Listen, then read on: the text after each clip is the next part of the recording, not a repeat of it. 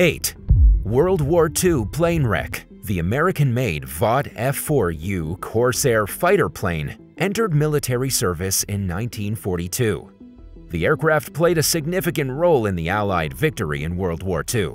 It established a reputation as one of the U.S. military's most formidable fighters and was soon in high demand among other nations, including Britain, France, New Zealand, and Argentina, just to name a few. Nearly 12,600 of the aircraft were produced throughout its 11-year production run. In 1950, two Corsairs collided in mid-air while flying above Lake Washington near Sandpoint Naval Air Station. One of the planes, piloted by Commander Ralph Milleson, sank 190 feet or 58 meters to the bottom of the lake. Luckily, Milleson survived the crash. Records show that the Corsair was delivered to the Navy in 1945 and served aboard the aircraft carrier USS Intrepid at the tail end of the war. It was stationed at Sandpoint just a few months before the collision over Lake Washington.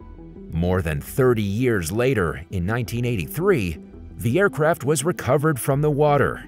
It underwent a full restoration and is on display at the Museum of Flight in Seattle. 7. Ancient ship anchor. While conducting a survey 25 miles or 40 kilometers off the Suffolk, England coast in 2018, employees of an offshore wind farm project discovered an ancient wrought iron anchor buried in 13 feet, 4 meters of sand. The anchor was recovered from the North Sea in 2021, giving experts a chance to examine it up close for the first time. They believe the more than 6.5 foot or 2 meters long, 220-pound or 100-kilogram object dates back to the Roman or Late Iron Age and are working to confirm its age. If their suspicions prove to be true, it means the artifact could be one of the oldest and largest surviving examples of a Roman anchor. And if that's the case, it could offer new insight on Roman maritime activity in the region, something experts know relatively little about, according to marine archaeologist Brandon Mason, who told the Jerusalem Post that the evidence points toward the anchor being nearly 2,000 years old. He went on to say that there are only 3 known pre-Viking anchors from northern European waters, and only 2 of them survived. In addition to the tests that are being carried out to determine its age, the anchor will undergo conservation work, which is expected to take several years. It's slated to go on permanent display at the Colchester and Ipswich museums in 2025. 6. The Champagne Wreck. Built in Sweden in 1896, the 328-foot-long, or 100 meters, 2-masted schooner Jönköping operated as a cargo ship during the early 20th century. While transporting goods through the Baltic Sea from the Swedish port of Galv to Finland, which was Russian territory at the time, the vessel was stopped by a U-boat. The German crew found railroad supplies on the ship and deemed it to be war material. Consequently, they sank the Jönköping off the Finnish coast. With it, the ship took 17 barrels of wine, 16 bottles of cognac, and 4,400 bottles of 1907 Heidsick champagne, called Goût Américain. The wreck was rediscovered in 1997 at a depth of 210 feet, or 64 meters. Nearby, the team also discovered the wreck of another Swedish ship called the Ægir, which was sunk by the same U-boat as the Jönköping. Divers visited the Jönköping and found it perfectly preserved and in one piece, with little more damage than broken masts and a small hole in the hull from its sinking. They retrieved hundreds of bottles of champagne, which were found in an excellent state of preservation. When the explorers sampled the booze, they found that it was perfectly drinkable and delicious. The team planned a return trip to the Jönköping, but became entangled in a war with a Finnish crew claiming rights to the wreck. While the Swedish team was gone, the Finnish team had salvaged a sizable portion of the champagne, which reportedly sold for as much as $10,000 per bottle. The rest of the cargo was eventually raised along with the ship, but the vessel was deemed too damaged to turn into a museum, and it was sent back to the seafloor. Would you have a glass of champagne recovered from the bottom of the sea? Tell us in the comments below and hit that subscribe button while you're at it. 5. SSGP Griffith Wreck. Nobody knows exactly how many people were aboard the 193-foot-long, or 59 meters, wooden passenger steamer SSGP Griffith when it caught fire off the Ohio coast in 1850. The ship was en route from Buffalo, New York to Toledo when a crew member noticed sparks near the smokestack. Captain Charles Roby began sailing toward land in hopes that the passengers would be able to escape, but the Griffith ran aground on a sandbar about a half-mile, 0.8 kilometers from the Willoughby, Ohio shore. Only 40 people survived. Record-keeping wasn't nearly as detailed back then as it is now, leaving the identities of the hundreds of lost passengers a mystery. Carrie Sowden, who works as a curator at the National Museum of the Great Lakes, told the Toledo Blade that the majority of the passengers were most likely European immigrants who were traveling to various cities after arriving in the U.S. and first heading to Buffalo. She said that most of them probably didn't know how to swim, and that their heavy clothing may have made it even more difficult to stay above water. The sinking of the GP Griffith is widely considered one of Lake Erie's deadliest wrecks of all time. While the ship itself remains at the bottom of the lake, some artifacts have been retrieved by divers. In 2022, the family of a diver who recovered the Griffith's bell in 1974 donated it to the museum, which previously had no artifacts from the vessel in its collection. After spending more than a century in the water, the once polished bell is visibly weathered. Sowden told Toledo Blade reporter David Patch that the museum specifically chose the bell so people can see how the underwater environment affected it. 4. Royal Liquor. In 1917, a Swedish steamer called the Kairos navigated through the Baltic Sea toward Russia with a cargo of luxury goods, including hundreds of bottles of liquor. Some of the items were most likely intended for Tsar Nicholas II, who would end up being executed the following year. But the ship never reached its destination. It was sunk by a German U-boat in a part of the Baltic Sea between Finland and Sweden known as the Sea of Åland. Sweden maintained neutrality throughout World War I, but Germany and Russia were at war, making all foreign ships carrying cargo to Russia a target among the Germans. According to the Kairos' manifest, it was laden with 2 tons of spirits, along with an array of steel and machine parts when it sank. While en route to Russia, the vessel was stopped and searched by a U-boat. The German crew decided to sink it. They transferred the Kairos' crew onto another ship and sent them back to Sweden, then blew the ship up with an explosive charge.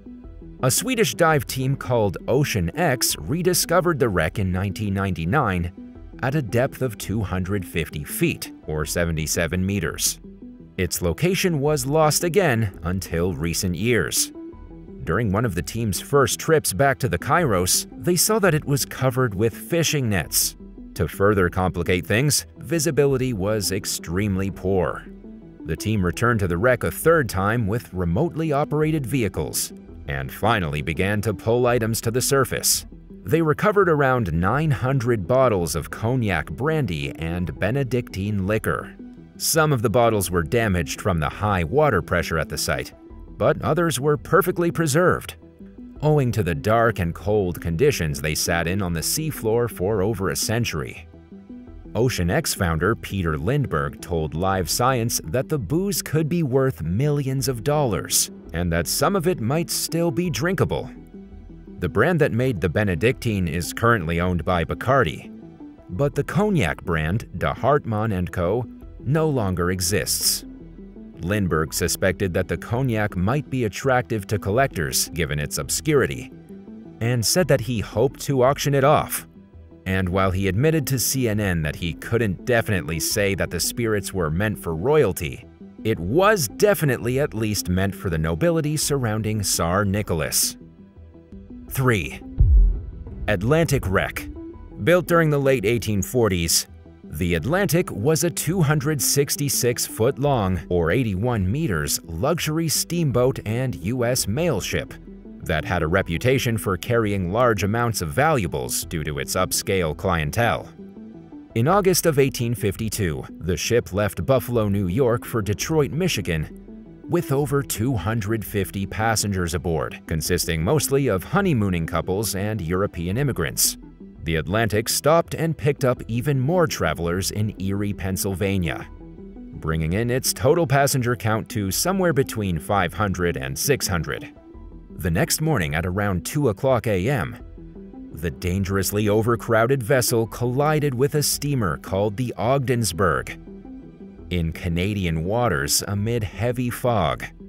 While the Ogdensburg was mostly undamaged, the Atlantic quickly began to take on water. Panicked passengers jumped overboard and clung to anything that floated. In the meantime, the Ogdensburg's crew rescued as many people as they could. Somewhere between 150 and 300 passengers drowned, making the Atlantic sinking the 5th deadliest Great Lakes wreck. Numerous artifacts have been recovered over the years. Just a few years after the sinking, a diver salvaged an American Express security box containing $36,000 in cash, the equivalent of around $1.4 million today. Because the ship was rumored to be carrying as much as $60,000 and millions of dollars worth of gold, some believe that there could still be treasure among the wreck. In 1991, a salvage team recovered a collection of items from the Atlantic, including a running light and plates featuring the steamer's name and image. Diver Stephen Morgan told the Buffalo News that they were planning to revisit and hopefully raise the wreck, but the Ontario government claimed rights to it and won the case in court. Since then, it's remained at its resting place 200 feet 61 meters below the lake's surface. 2. Rare German World War II bomber. Nicknamed the Flying Pencil for its narrow fuselage, the Dornier Do 17 was a twin-engined light bomber used by the German Luftwaffe during World War II. It was designed in the early 1930s and was popular for its ease of handling at low altitudes. The Do 17 was the Luftwaffe's main bomber during the Battle of Britain in 1940, when the Germans attacked British shipping convoys and ports in an effort to corner the UK into a peace agreement. Despite being vastly outnumbered, the British fought back and shot down hundreds of German planes. Most drowned German aircraft were melted down and turned into British aircraft, according to the Royal Air Force Museum, which is why it was surprising when divers discovered a sunken Do 17 in the English Channel in 2008. It's one of the only known intact examples of the aircraft, and was raised from its resting place 50 feet, 15 meters underwater in 2013. Experts said the recovered bomber was in remarkable shape. But like any vehicle that sits in corrosive waters for upwards of 70 years, the condition is fragile. Over the years, staff at the RAF Museum in Cosford have been working to restore and preserve the plane, with plans to eventually put it on display. 1. Ancient Canoes. In 2021, maritime archaeologist Tamara Thompson found what she initially thought was a log at the bottom of Lake Mendota in Wisconsin. But she realized that it would be strange for a log to have somehow made its way to the bottom of a lake and gathered some colleagues to take a closer look. They soon realized that the 15-foot log, 4.6 meters object, was a 1,200-year-old dugout canoe, making it the oldest intact boat ever found in Wisconsin at the time. The team recovered it from a depth of 27 feet, 8.2 meters, bringing it into contact with air for the first time since 800 AD. Experts believe the canoe was made by members of the Ho-Chunk Native American tribe. In the absence of modern tools, The builders would have burned a tree trunk and then hollowed it out by hand with stone tools. The process was painstaking and would have taken hundreds of hours and a great deal of skill, according to Wisconsin state archaeologist Jim Skibo. Preservation efforts are underway. In September 2022, Thompson discovered another Ho-Chunk canoe just 300 yards, 274 meters from the first one. After consulting with members of the Ho-Chunk Nation, archaeologists removed it from the lake with plans to preserve it. Radiocarbon dating revealed that the canoe is around 3,000 years old, making it much older than the first one that was found, and possibly the oldest boat ever found in the Great Lakes. To put its age into perspective, archaeologist Amy Rosebrough told Whisk News that it predates pottery and farming. Its wood was in delicate shape. Thompson compared it to wet cardboard. And it'll take at least 2 years before either of the canoes are fully preserved. For members of the Ho-Chunk Nation, whose history in the area spans at least 2 ice ages, the discoveries were a meaningful way to connect with their past.